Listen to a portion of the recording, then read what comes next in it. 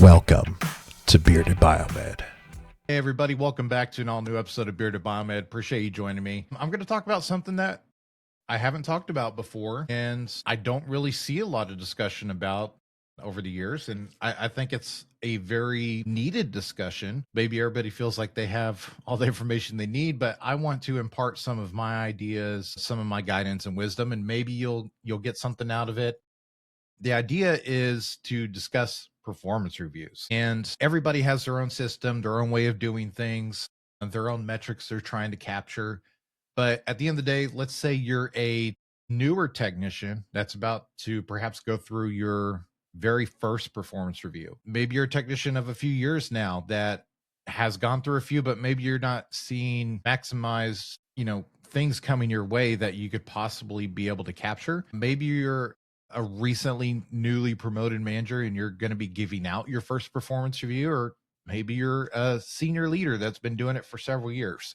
Maybe I could give some ideas or some of my thoughts in the process of how I go through them and hopefully help everybody out here. So, yeah, performance reviews. From a leader standpoint, performance reviews are it is one of my favorite times of the year. My company I'm currently working for, and we're in that heat of the moment right now, and technicians are turning in theirs. I just recently filled out mine, and this is an opportunity to look at past goals set, look at everything that the technician was able to accomplish or maybe didn't fully accomplish last year, review the tools and those goals that were given to you, or perhaps, like I said, this is your first one, lay out the pathway for you to succeed. And by doing all this, hopefully many of you will be seeing raises, promotions, training opportunities, or at the very least, a clear depiction of what you need to do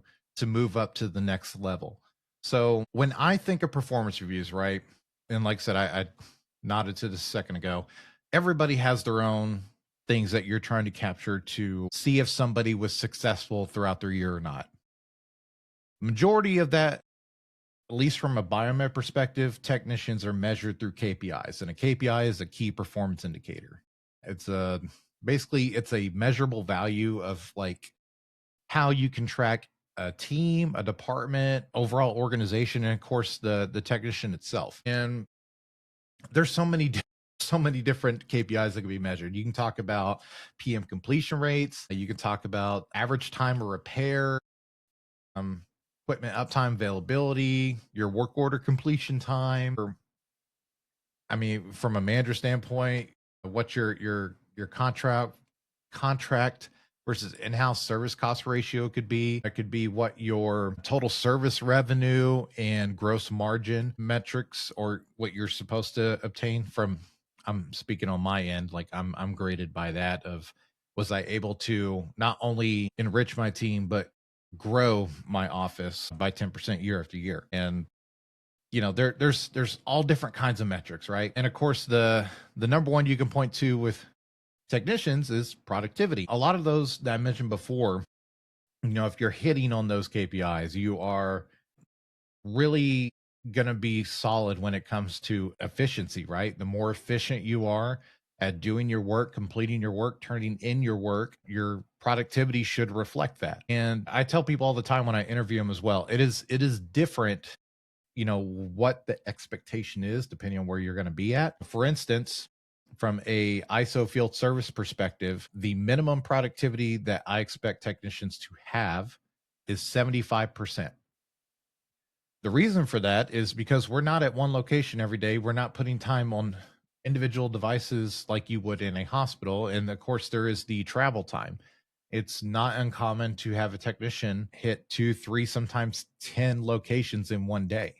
I think the most I ever hit was like 13, 14 in one day. Like it was crazy. But that's also why that metric's there. It's builds in that. Whereas you're in an in-house capacity in a biomed shop, and usually you're in the upper 90s when it comes to what your expected productivity is, because you are literally tracking time against everything. Time putting on individual device PMs or repairs, time that you allotted doing paperwork. I've heard time getting tracked for how long you were in the bathroom. Like I've heard some crazy things over the years, but that's part of it, right? So obviously, that's the minimum thing you guys can do as technicians to succeed is making sure you're delivering on your minimal expectations of performing the work, documenting the work, turning in the work. And by doing so, at least from my end, technicians are heavily graded on how successful they were at achieving the productivity metric of being a technician. Really chalk it up to doing your job, right? If you are successful in that, then you say, I am successful at handling my workload you have for me as a tech one, tech two, tech three, whatever, imaging tech, specialty tech, whatever.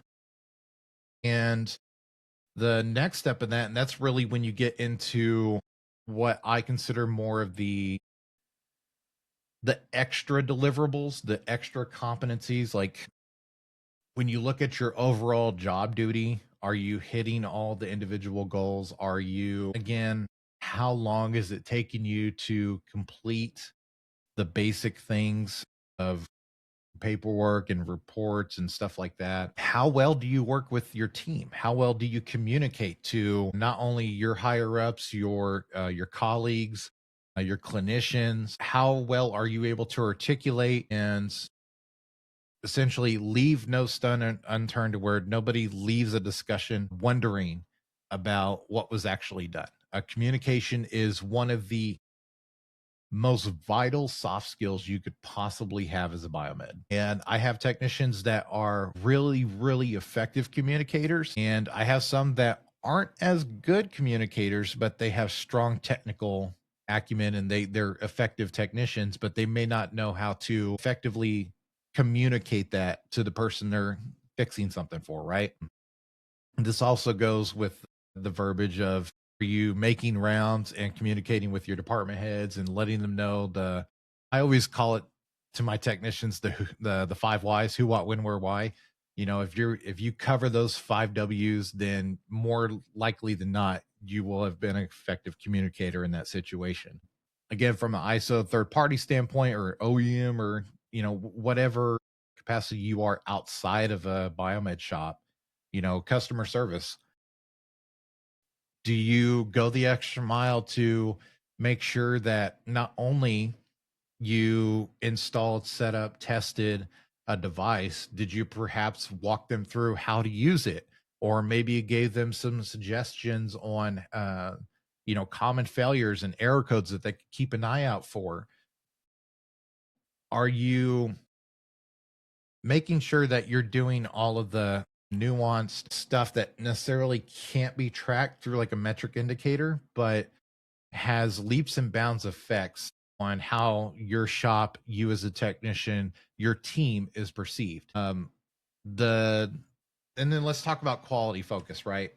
So when you think of the merit of a technician, how effective are you at your job? Are you able to go in, assess, troubleshoot, find the problem, perhaps fix it first look, or identify what a problem is either by looking through the technical manual or reaching out to customer service or reaching out to a colleague and getting that part information, ordering the part, boom. The full life cycle of device maintenance and care, right? Or are you more along the line of, you might need some assistance, right? You see something that you don't feel confident in troubleshooting. You need to reach out to leadership or somebody to constantly give you a passenger side view to support you, right? And there's nothing wrong with that, guys. Everybody's done it. I've done that. But that is the growth of a technician, right? When you look at from a tech one to a tech three, tech four, especially somebody that's just getting into the job, you're not going to know everything right away. A lot of our job, honestly, it's based on experience and of course the training that you can get too. But if you walk into something and you learn something and you see that again in the future, you've already experienced it and you'll be that much more efficient and that much more capable of taking on tasks and repairs than you were a year prior. The idea is not being zero to hero, it's being incrementally better every year of your journey as a biomed in your career. And if you do that effectively, that is easily perceived by your leadership and you can easily document it as well. And it will also be trackable through your KPIs because the equipment downtime is going to be far more minimal.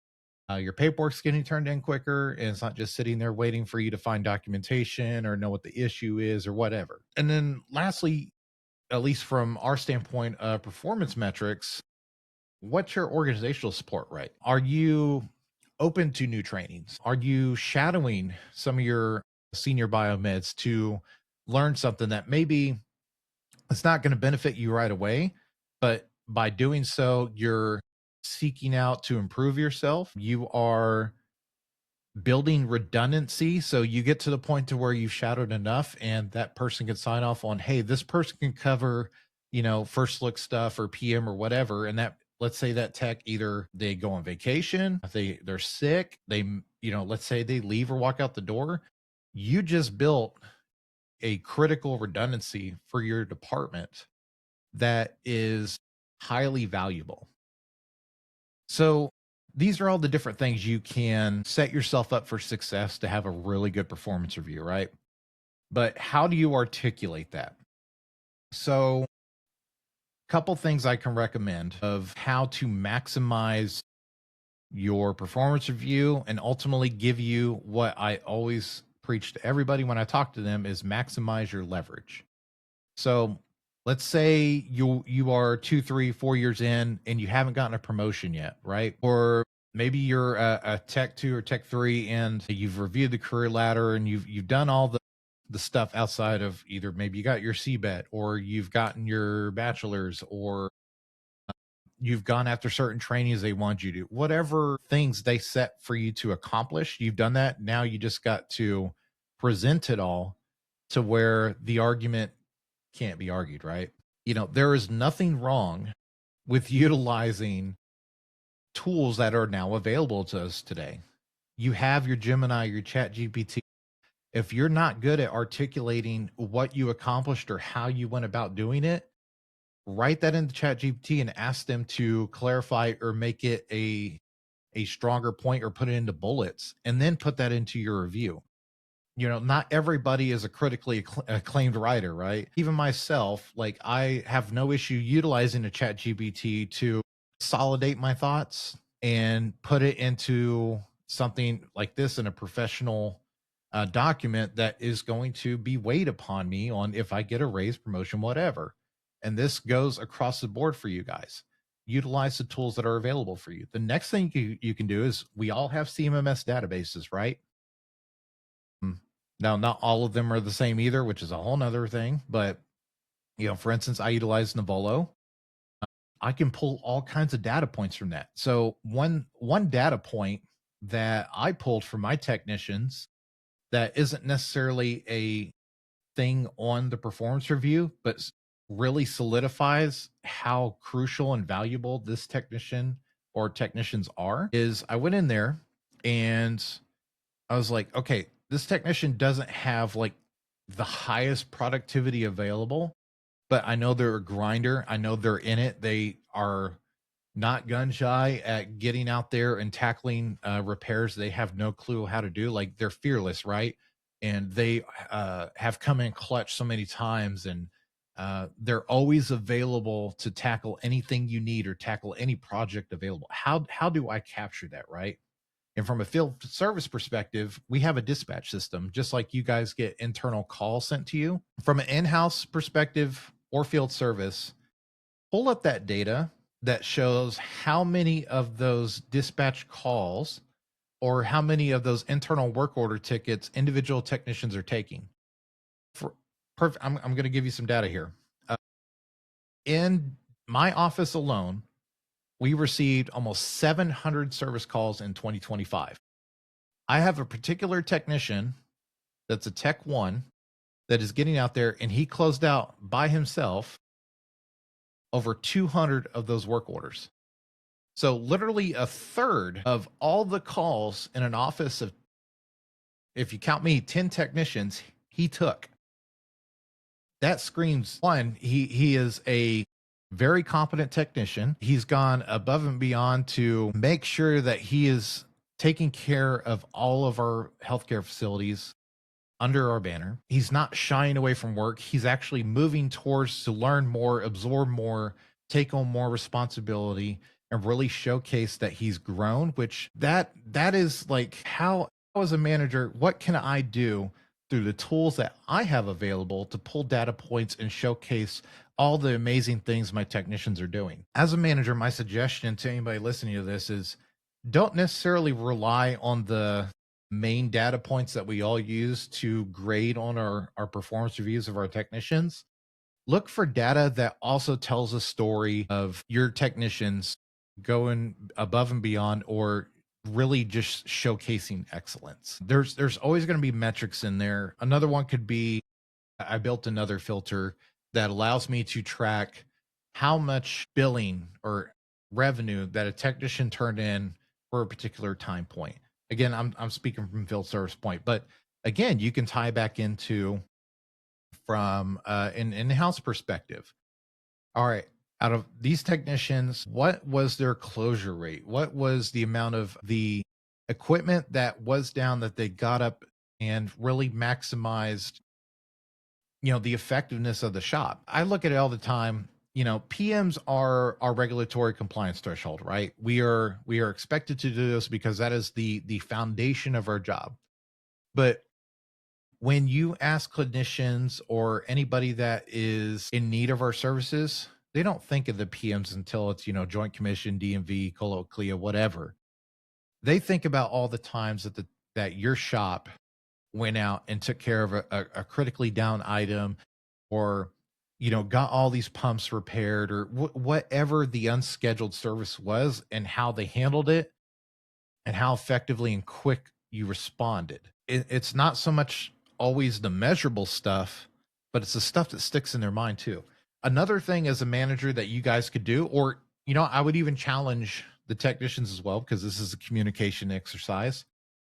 You're wanting to bump up and beef up how you as a technician are presented or how your techs are presented from a manager standpoint. Tell them to go out to the department that they take care of or the multiple facilities they take care of and ask for them if they wouldn't mind. Say, hey, it's coming up performance review time, and I know you've given me some verbal communicated kudos, but would you mind writing down something on paper of maybe something I did or something that you appreciated that made a big difference for you? Um, Asking for feedback from the people that we serve in our healthcare facilities can go so far in demonstrating that not only are you hitting your KPIs, but you have the professionalism, you have the client focused approach, you have our embedded in you that you're making sure that your department in your hospital is sound and you have a strong positive relationship with them. Because one thing from a manager standpoint that I can appreciate is not having to worry about covering down, knowing that I can rely on you, that you're trustworthy, that you're taking care, you have attention to detail, you're responsive, and you have quality service that you're giving. And you have that on site presence and commitment to building the relationships that you have to have in place to have an effective biomed program. So go out and seek some of those write-ups that you can add into your performance review and really give you that extra notch to say, okay, yeah, we can't argue it. You're killing it. Here, maybe it'll bump you an extra percentage on your raise or something. Or maybe it will justify that, hey, I own my craft, and there's absolutely no reason that you could give me from all the deliverables that I've hit, from all the KPIs I've adjusted, from all of the extra soft skill stuff that you expect from a tech 2, tech 3, tech 4, whatever. I hit those. And that's how you're going to be able to argue and give yourself leverage to maximize your performance review. So, I hope everybody out there has a good performance window and you kill it, you get your raises, you get your promotions. And I wouldn't mind you guys reaching back and commenting and letting me know if you did get it so that we can celebrate your performance and your raises in your promotions. Maybe everybody doesn't post, hey, I got a raise, but a lot of people like to post that I got a new job or I got a promotion. Let us celebrate you, because obviously the more we do that, the more we give into, celebrating the younger generation coming up. And some of you that maybe will this year step into a manager role, maybe finally looking at, getting that training or moving into a specialty you've been eyeing for so long, which it goes to, if you don't ask for something, nobody's going to give it to you, right? So for you technicians that want a particular training or want to shadow or learn how to take care of a different department, right? Maybe you've just been taking care of PACU forever. You would like to branch into surgery or radiology, maybe sterilization, whatever it may be. If you don't ask for it, they won't ever know to give it to you. And if they say, hey, that's not an option right now, okay, well, again, you can on your own time shadow one of the other techs that currently take care of that and learn to where it's you already are getting that on the back end, to where if you bring that up again, you've already kind of done the work, right? Another example of that too is recently I'd heard of a technician within the company, one of the hospitals we take care of. They had just purchased all new cat solus pumps, right? And she's like, hey, can we get training for that? And by her just asking that question to the vendor, she got 8 other technicians in the company free training to learn how to PM and service those pumps. So not only could you potentially, by asking for training, benefit you, but you could also benefit your colleagues. And when one grows, we all grow, right? We all gotta invest in one another. And then, let's talk about goal setting, right? I'm not one of those people that makes New Year's resolutions. I'm more of, this is what I want to accomplish. And then I build myself a roadmap and checks to ensure that I'm hitting those goals year after year. Accountability, right? I don't feel like New Year's resolutions usually come with accountability. So I have 3 technicians that are currently looking at getting CBET, because I literally bring it up like every other meeting and absolutely every performance review, because I want them to be able to maximize their leverage. I usually getting a certification can come with a bump in pay, but it could also open doors for promotions down the line as well, because like on our career ladder, once you get to a certain point, it actually becomes a requirement.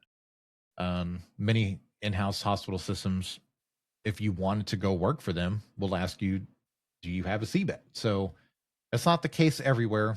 Again, that's a whole nother conversation. I tell people all the time, certification is right for people at their own personal time. I didn't need my certifications until I needed them years later into my career. But if I can impart some wisdom, it's better to knock out something that you could potentially need before you actually need it, because then you're already setting yourself up for success. Goal setting, right? How can you, or what goals do you want to accomplish? Is your goal to, just simply move into a promotion? Well, how can you better maximize your efficiency, um, and your overall skill set to make yourself better every year, right? Another thing you could do is, okay, from a academic standpoint or a credentialing standpoint, what can I do to set myself up? Could I go after and get my bachelor's degree? Could I go get certifications? Could I seek out specialty training? You veteran folks, could I potentially use my GI Bill and pay my own way for some trainings that I want to maximize my leverage? There are so many avenues available for people that if you're not utilizing, I assure you, the people you're competing with for jobs are. So look at what you want to accomplish. Maybe you don't even know what the next step is. I have technicians that don't know exactly what they want out of their career yet, but I'm planting the seed in them to say, okay, you may not know, but what are some avenues that would potentially interest you, right? Could we get a mentorship going to where either with you as a manager and that technician, to where you're actively just checking in on them, make sure they're going after those deliverables to hit that goal? Or could you connect them with somebody that they could reach out to and ask questions for? So at the end of the day, performance reviews are such a really exciting time. At least, like I said, I love seeing people get promoted. I love seeing people move up and getting recognized for the hard work that we do as biomeds every year. And a lot of it goes without recognition. This is your time to shine and puff your chest up, but it's also a time for folks that maybe aren't hitting all the metrics, right? Because let's get into that too. It's okay if you didn't hit everything this time. So if you didn't score well on a particular area, or if there's something you didn't hit the metric on, ask your manager, what could I do, or what are some tools, or what are some suggestions you could give me, or is there some workflow management things that you utilize to make yourself successful, or got yourself into this position? Because the easiest way to also get promotions is showing a clear line of improvement. So if year after year, even if it's marginally, incremental, showing that journey that you've gotten better year after year also lends to a strong, strong argument that I've arrived. So if you guys have any questions for me on how maybe you have a particular thing that I didn't cover, or an idea that comes to mind of how you can maximize your performance reviews and how you can really particularly answer maybe a certain deliverable that you as a technician are expected to achieve, then just reach out. Let me know. But hey, I appreciate you guys turning in. Another episode of Bearded Biomed in the books. And I'll catch you next time. Bearded Have a good one. Biomed.